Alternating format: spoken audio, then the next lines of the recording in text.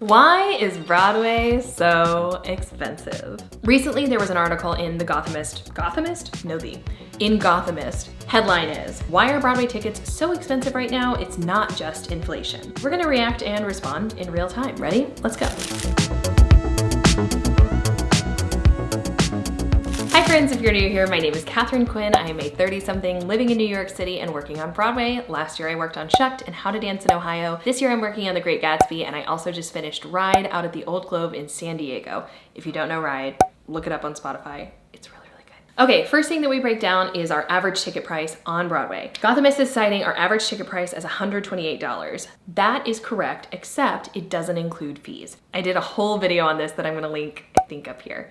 Without fees, the average ticket price is around $128. With fees, the average ticket price is around $160, which, as Gothamist is noting, has vastly outpaced inflation, even without the fees. Then it states, in October, Merrily We Roll Along opened.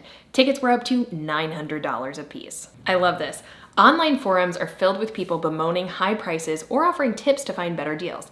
Are y'all in the theater app? I literally just downloaded it 2 weeks ago. There's a ticket prices rant on Reddit and another discussion that begins, is American theater expensive or am I just poor? Industry professionals say soaring ticket prices are due to various reasons, including, ready? Rising production costs, a changing industry, and the rise of celebrity headliners. We're gonna unpack this. Many of the shifts they've cited have been in the making for decades, but have been exacerbated by the pandemic, which has changed audience patterns and contributed to the rising costs of tickets. Okay, let's talk about these factors really quickly. Rising production costs, that is absolutely true. I am not a producer. I have seen Broadway budgets. The line items have gotten astronomically expensive. Inflation is very real. That impacts the cost of the set, the cost of props, the cost of perishables, the cost of everything. Labor is also more expensive. Actors' equity minimums have actually also outpaced inflation a bit, which power to the union. We love it. But that does make the show more expensive. It's also worth noting that even though Broadway union rates have outpaced inflation, many find Broadway minimum unlivable in New York City. So it's complicated. A changing industry, vague enough, so there's nothing to unpack there. And celebrity headliners. That is such an interesting point because when Daniel Radcliffe was out of Merrily We Roll Along, I can't remember if it was a night or a week, they were down $200,000. Yes, celebrities are expensive, but also theoretically they pay for themselves. One factor in the average price increase is simple supply and demand. The 41 theaters that make up Broadway have a fixed number of seats, so supply cannot increase. But we're not filling our theaters. Demand is more complicated.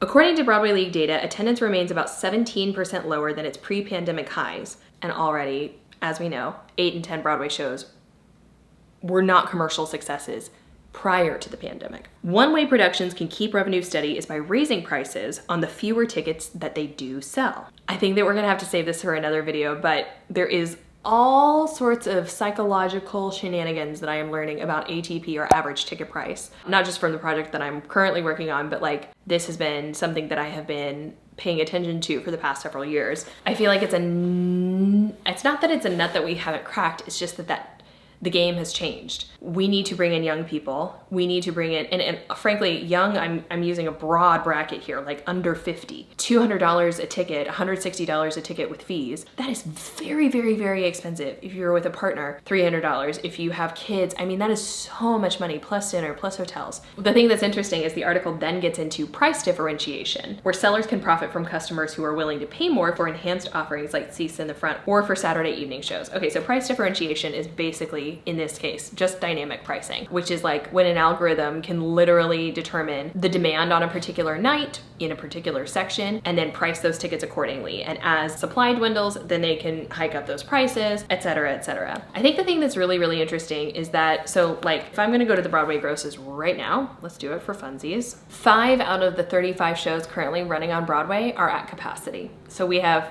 30 Broadway theaters with empty seats.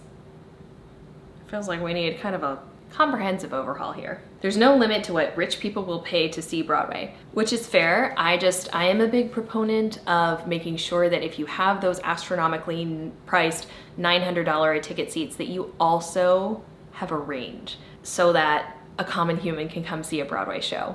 It's tricky because I think that art is a necessity, but Broadway is a luxury. Broadway is not mission driven. Broadway is not a nonprofit most of the time. There's some exceptions, roundabout. Most Broadway is commercial, but I'm very passionate about making sure that people who don't have $200 to drop on every single show are still able to experience the art that I love and grew up going to see thanks to rush tickets, standing room, etc. Ticket buying patterns have completely changed. Used to be the case that shows would have a comfy advance, so they would know, buyers would buy tickets, I think like 45 days out to maybe minimum like 30 days out before they go see a show. Now, a large majority of sales happen day of, which we're attributing here to consumers' uncertainty and desire for flexibility, which I think is true. And that's just been like a post-pandemic total shift in buyer patterns. If you want an entire video breakdown on all of the buyer patterns that have totally changed post-pandemic, click here. So Hal Luftig, a staple in Broadway producing, he's got a quote about advances saying, when a producer has a strong advance, it calms us down and we know what we can spend, like on advertising, the show, etc. You may lose a little money one week, but look at the advanced sales report and you know, okay, next week I'm gonna make some money. Where we are now, you can lose some money and you're not sure if next week is gonna make any money. So because there is so much uncertainty in buyer ticket patterns, producers, marketers, whomever are hiking prices up to ensure that there is a little bit more security, financial security with the seats that are sold. Dynamic pricing is also a factor. An oft-repeated line in the industry is that Broadway is expensive to see because it's expensive to produce. One thing everyone agrees on, launching a show and keeping it running has gotten more expensive in recent years. For example, electricity in New York metro area costs 25% more than it did before the pandemic, according to data from the Bureau of Labor Statistics. 25% is a huge jump. And I mean, I don't know about you, but the amount of inflation that I feel in day-to-day life in terms of food prices, everything, like every tiny little thing feels just like impossibly expensive right now. So then if you multiply that by a $25 million Broadway show, I mean, that's the other thing too, is shows that were capitalizing at like $10 or $11 million pre-pandemic ended up being like $14 to $16 million once they could actually go up because the costs had increased that much in that short of a period of time. It is a common misconception that producers are money-grubbing, evil humans. I always feel like I have to be very careful here because I was a performer first. I am a creative. I'm also in marketing, but I also have spent enough time with producers, have dated producers. Most people are not making money on Broadway right now. So is Broadway astronomically expensive? Yes. Should there be a different model? Yes. Is what we're doing not working? Yes. Do we need to disrupt it? Yes. Are some producers greedy? Yes. Do all producers have a fiduciary responsibility, meaning their primary obligation is to serve their investors?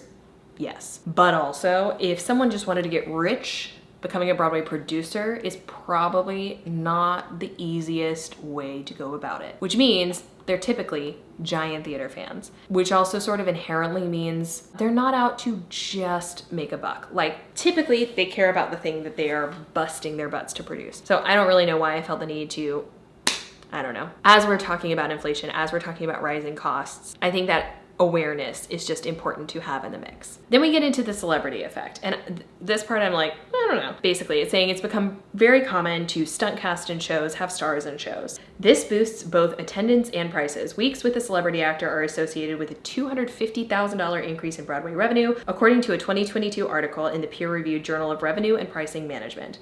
However, that increase can be offset by the high payout celebrities require. So we're using Hello Dolly as an example here with Bette Midler. In the 2016 to 2017 season, for example, the Tony Award-winning revival of Hello Dolly starring Bette Midler earned $126 million in gross receipts, but only returned about 5% of that in net profits, meaning Bette Midler was making a really hearty check.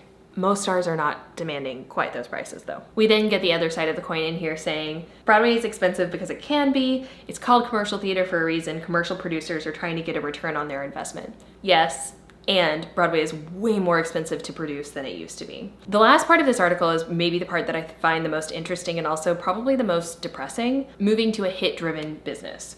Essentially, we have squeezed out the mid-sized production. Small shows like Gutenberg with a couple of stars, financially viable. Giant mega musicals can be financially viable, especially if they have stars. The middle ground, the show that is not based on existing IP, that is original, that may have some like Broadway stars, but not like film TV stars. That stuff is having a hard time.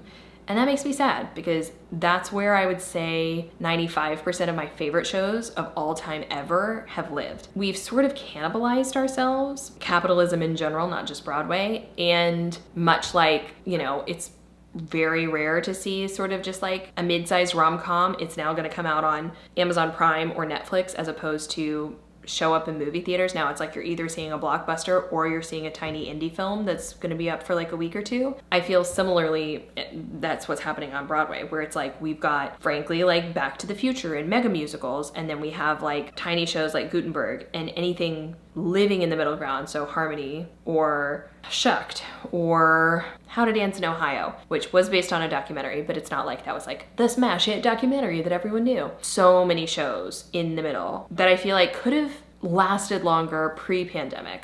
And like, I think the trend was already happening and we just exacerbated it. It's just like a near impossible climate for original musical theater. You have to have a star or you have to have spectacle. But that's not all musical theater is, and that's not even all Broadway's ever been.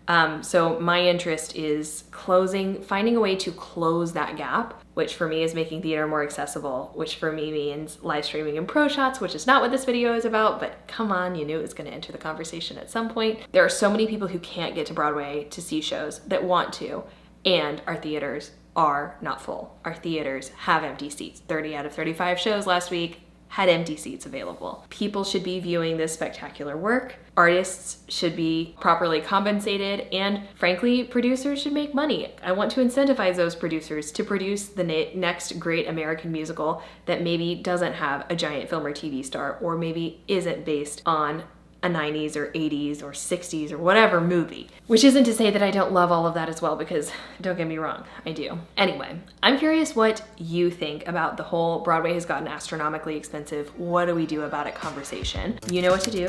Please leave a comment down below. If you enjoyed this video, I invite you to like, subscribe, comment. Your engagement is the only thing that lets the YouTube algorithm know what wonderful people to push this video out to. People like yourself, and as a new YouTube creator, I greatly appreciate it. I also invite you to follow me on Instagram and TikTok @Katharine Quinn. Thank you so much, and I'll see you next time. Bye.